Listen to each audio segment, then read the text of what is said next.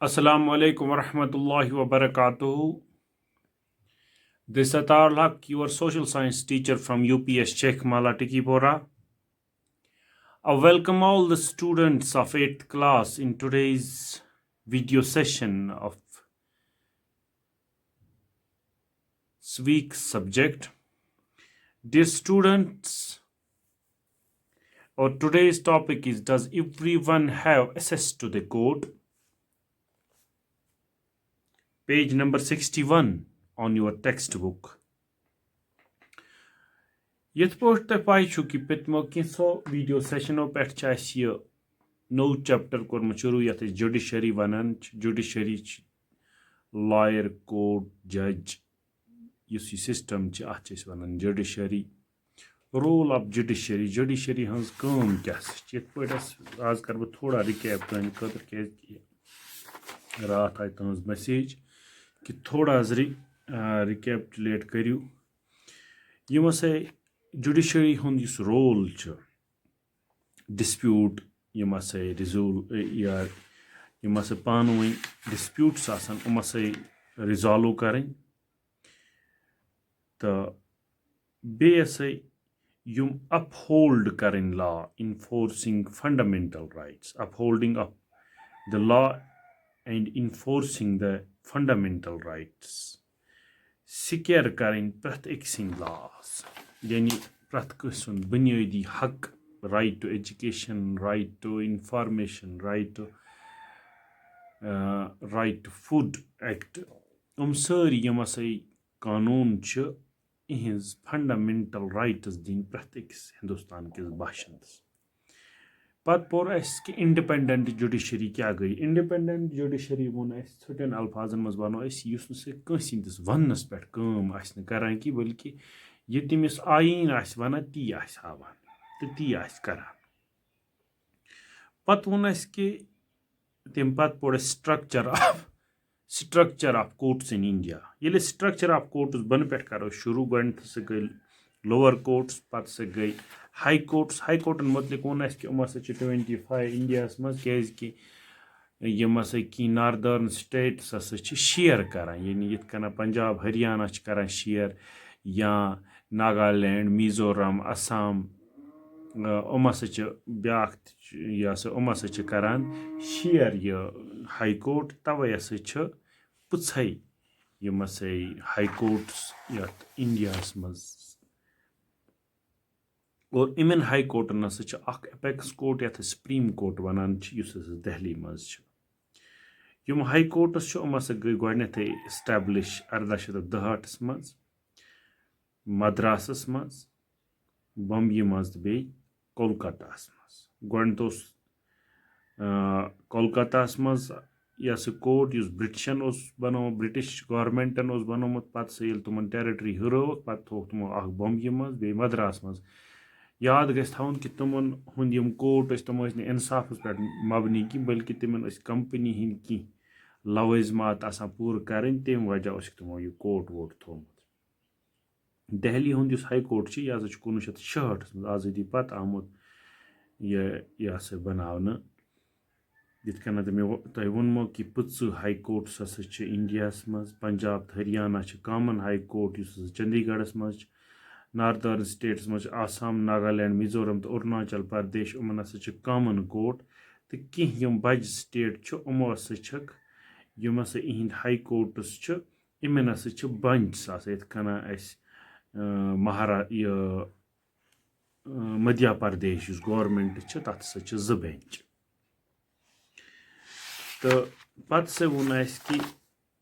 Legal system क्या यम हसा यम कानून या यम हसा लॉज लॉ आमत कर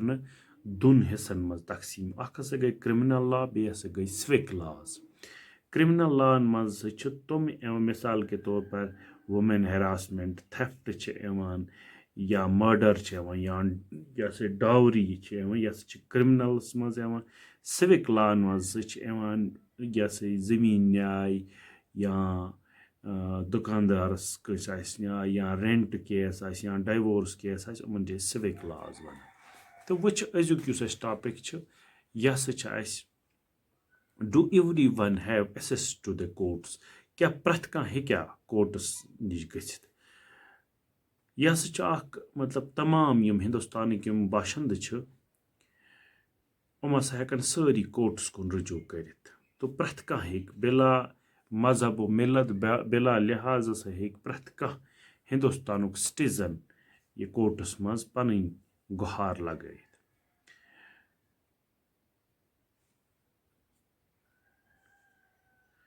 क्या प्रथ कंस सिटीजन इंडिया अमिस राइट टू जस्टिस ये कन मे राइट टू एजुकेशन वोन right to information right to justice हसा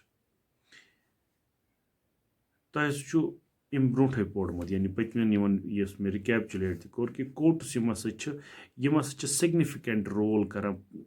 प्ले ताकि हसा प्रोटेक्ट कर बचावन आवर फंडामेंटल राइट्स अगर न कोर्ट आसन कि यम हसा असर रसूख वल हसा कर तह टेक अगर हसा कंस त सिटीजन यह यकीन थवान कि तमिस यम हसा हुकूक हसा आय पामाल कर सह हेक अप्रोच कर कोर्टस तो तत हसा हेक इंसाफ हासिल कर क्या प्रथ कह कोर्ट हसा एवेलेबल प्रथ कंस खतर इन रियल सेंस यम हसा कोर्टस हसा वारिया डिफिकल्ट ये कोर्टुक नाव अकिस आम इंसान अकिस गरीबस हसा हमेशा प्रह गसान यानी मेजॉरिटी यम हसा हिंदुस्तान लूक हसा गरीब पत कथे खेवान दपान अत गो वकील खर्च पत गो कागज खर्च पत गो टाइम तोतान बह मोमद योतान वो ये दी ती गनीमत जान और युस गरीब यनस हेकान न पढ़ित तो न हेकान यह सज लाइफ आज डेली वेजस पे यानी मजूर बाब तस कत फुर्सत सह बह पत कोर्टस पत पकन तो योर तस त्यूत पोस आसान यीतिस मज तम आसान कर्म क्या तीती पोस तस आसान ये पे पन दो रोजगार पकनावान अमकिस यह पास लिहाज थावन सत सुप्रीम कोर्टन हसा कोर 1960 मज अख मैकेनिज्म डिवाइज यथ मज पब्लिक इंटरेस्ट लिटिगेशन यानी PIL हसा कोर इनक्रीज अम्स हसा हुरो यह हसा अम सुंद विजन कोर वास्ट PIL इट अलाउज यानी यह हसा अलाउ कर इंडिविजुअल्स या कुन ऑर्गेनाइजेशन ये कह वुमेन्स ऑर्गेनाइजेशन या कह नफरा वथान तो कर PIL दायर है फलनस सह गो सह नाइंसाफी यह दित इजाजत हाई कोर्ट सुप्रीम कोर्ट पत PIL फाइल करान हाई कोर्टस मज या सुप्रीम कोर्टस मज बेस खतर ताकि तम सम राइट्स वायलेट गमत तमस सत इंसाफ कर या टेलीग्राम एड्रेस हसा गसान टेलीग्राम आज बंद गुमुत लेटर एड्रेस हसा गसान कोर्ट हसा यह हाई कोर्ट सुप्रीम कोर्ट या हाई कोर्ट हसा ट्रीट कर PIL ब्रोट हसा PIL सिर्फ हसा कर सह just large number of issues यानी रेस्क्यूइंग तुम बॉन्डेड लेबर्स यानी यम हसा गुलाम वन तो जर खरीद गुलामन हसा यल त्राना या तुम इनह्यूमन कंडीशंस मज या तुम बिहारस मज तुम प्रिजनर यमो कैद मकलोमुत या वुचान यह हिंदुस्तानस मज तुम लूख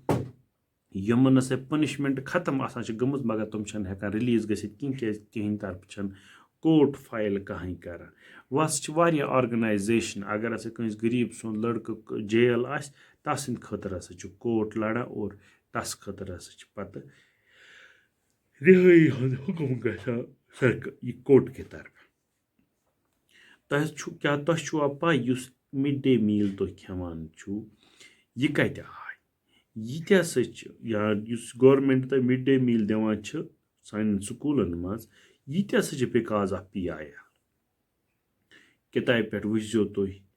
तुहस किताब किस पेज नंबर 61 मज यम हसा फोटो यम हसा रोड साइड तो बे हसा टेक्स अंडरस्टैंड यानी यम चीज हसा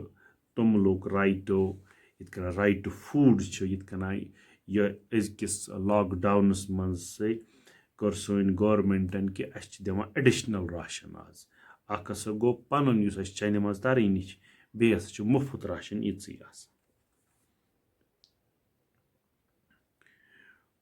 युस तुहस किताब मज बह हामो तह युस तुहस किताब हुंद पेठम वर्क यह फोटो 2001 2001 मज सा कहत गसान राजस्थान मज ये हावान राजस्थान तो ओडिशा मज यम सत मुतासर गसान यानी लछ बदी लोग और युस दोयम फोटो अम बन कन यह हसा गवर्नमेंट गोडाउन ये यम हसा अनाज भरत तो बे तह अगर तुम प्रून आसो याद कैंसो तहदो गरक्यो आसनक तुम फोटोग्राफ वुचमित अत हसा कह सा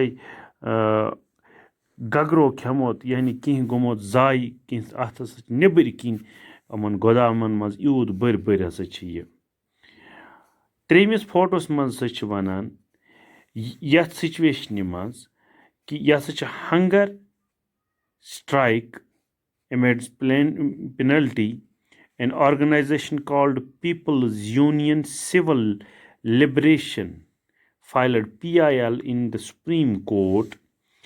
It stated that fundamental rights of life guaranteed in Article 21 of the Constitution include the right to food.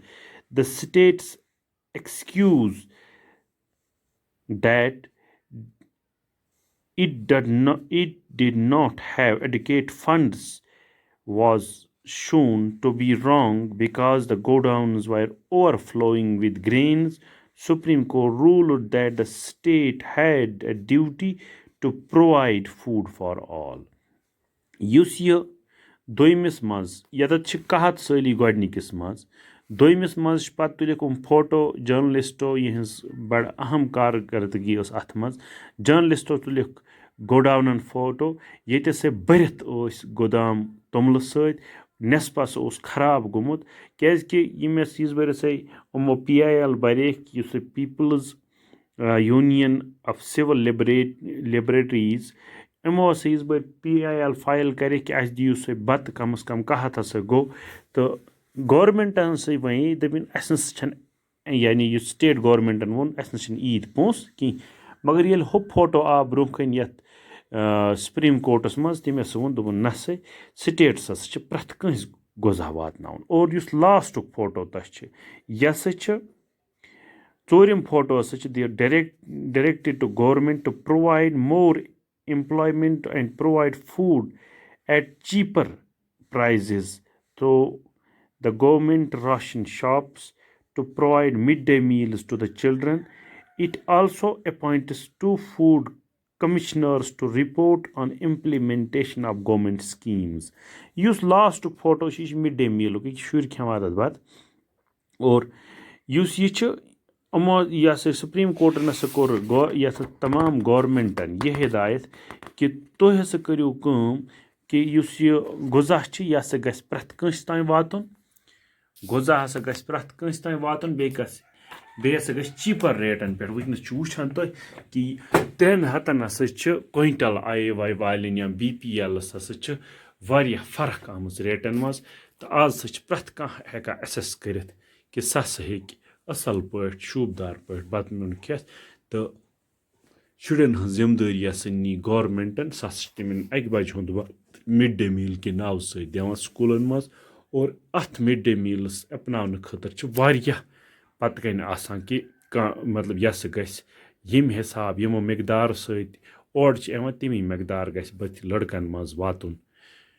उम्मीद कि तुम आसो समझ आमुत अमुक मतलब इस लोब लबाब कि does everyone have to access to this court yes every citizen of India has access to every court तो यह लोब लबाब उम्मीद कि तुम आसो समझ आमुत बे खुदाय सवाल अस्सलाम